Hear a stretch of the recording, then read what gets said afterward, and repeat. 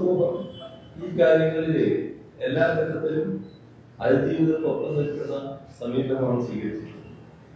ഗവൺമെന്റും ആ നില തന്നെയാണ് എടുത്തു പോകുന്നത്. നമ്മുടെ സംസ്ഥാനത്ത് വളരെ വിചിത്രമായ വാദഗതി UDF ഗവൺമെന്റ് രേഖപ്പെടുത്തിയായി കാണുന്നു. അതിന് എന്തിനാണ് അപ്പീൽ പോകുന്നത്? അപ്പീൽ ഞാൻ പറഞ്ഞ നിയമപരമായി പരിശോധിച്ച് തീരുമാനിക്കേണ്ടതാണ്. പരിശോധന നടത്താൻ കിട്ടുന്നത്.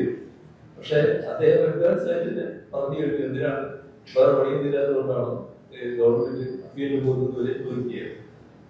അത്തരം കാര്യങ്ങളിൽ നിയമപരമായ പരിശോധനകൾ നടന്നു. അതിനുശേഷം ആവശ്യമായിട്ടുള്ള നടപടികൾ സ്വീകരിക്കുമെന്നത് തന്നെയാണ് ഇപ്പോഴും വ്യക്തമാക്കാറുള്ളത്.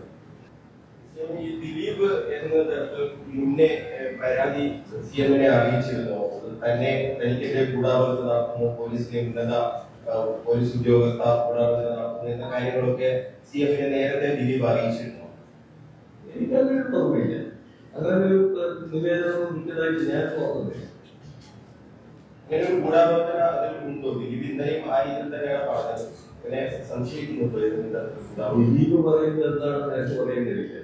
അത് അദ്ദേഹത്തിന് തന്നെ വ്യക്തത വ്യക്തമല്ല.